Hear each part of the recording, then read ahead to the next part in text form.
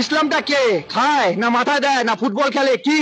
আমি ওটাই জানতে পারলাম না ইসলামটা কি। ইসলামকে জিজ্ঞাসা করছি, ইসলামটা কি তোমরাই বলো।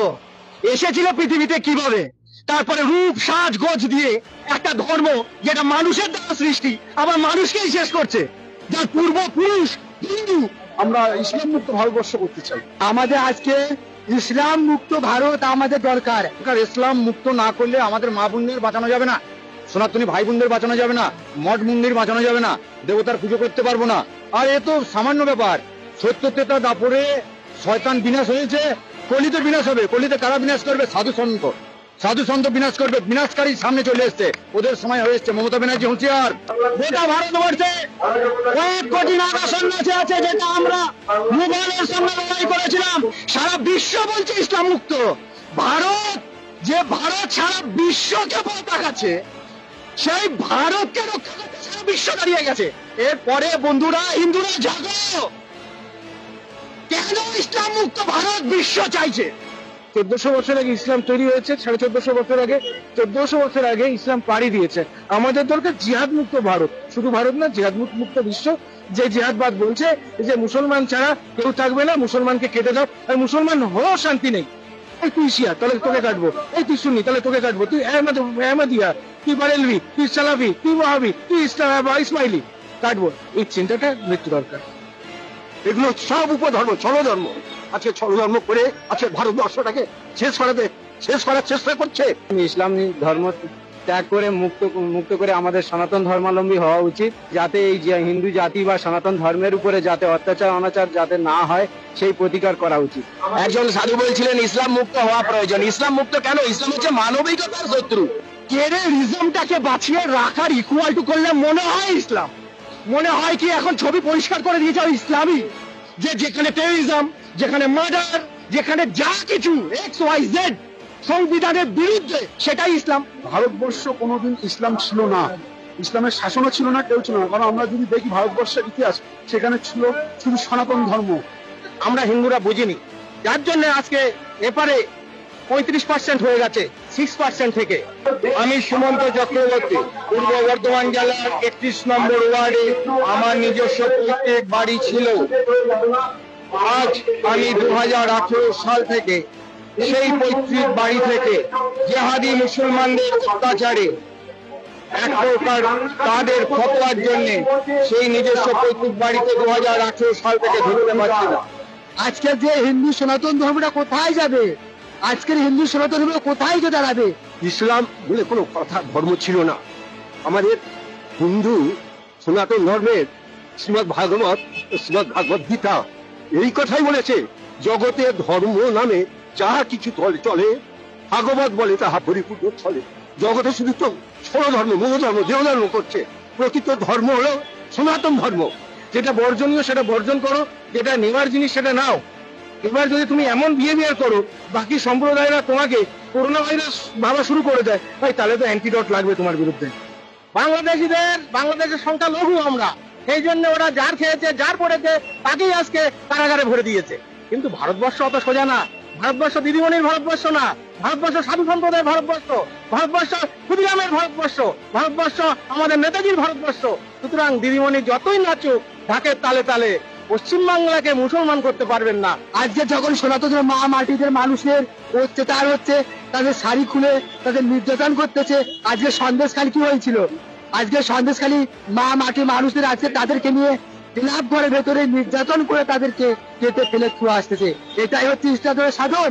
আর ওয়েস্ট বেঙ্গলে আমি জোর গলায় বলছি, এই মুখ্যমন্ত্রী মমতা ব্যানার্জি তিনি হচ্ছেন এর পূর্ণ মদত দিচ্ছেন।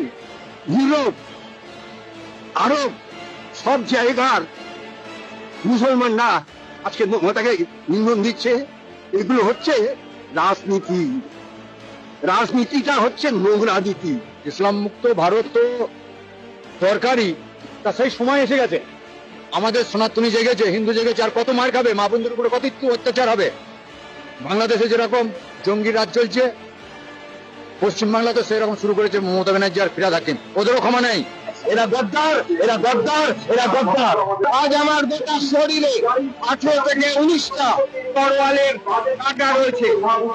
আজ এই গোটা শরীরে এই হাত থেকে আরম্ভ করে গোটা শরীরটা 18 থেকে 19টা তরোয়ালের পোকে কাঁটা ফালা ফালা করে রাখা রয়েছে।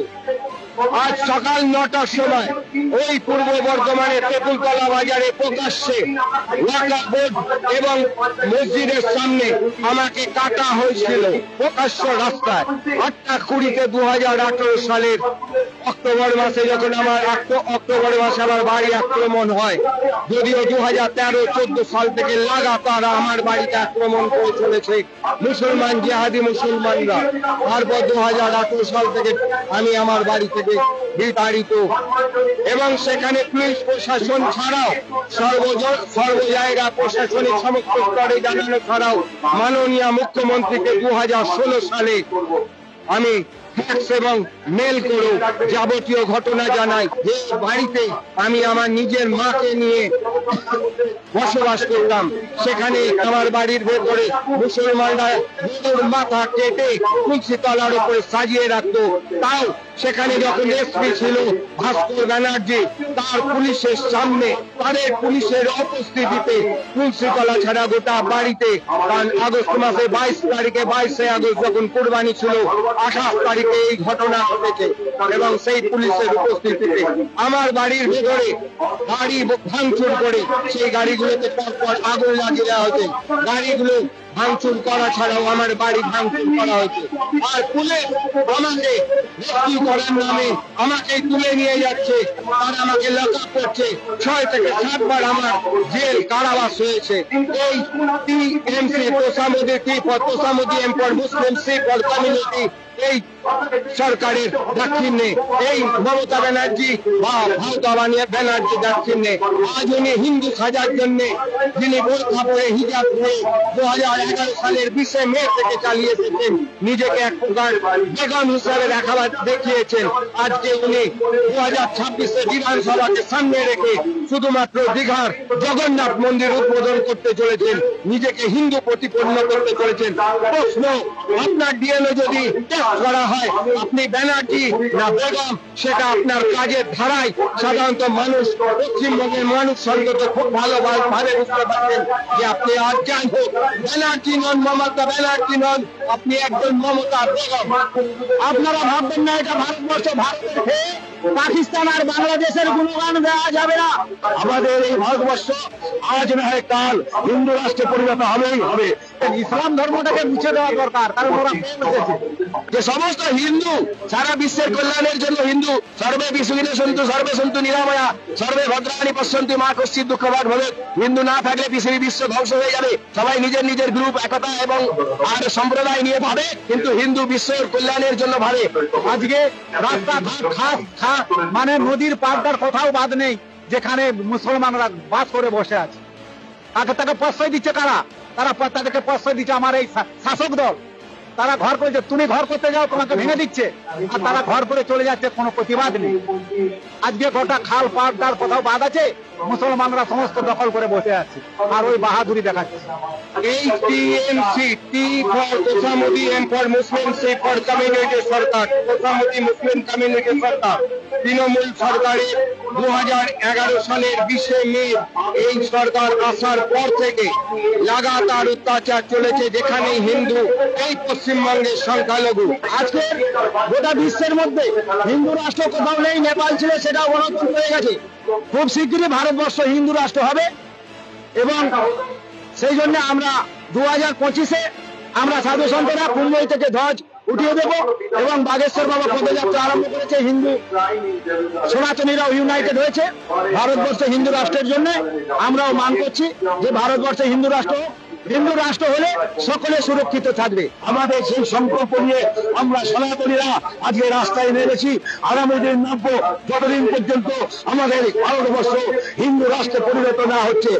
জয় হিন্দ, জয় শ্রীরাম, ভারত মাতা কি জয়।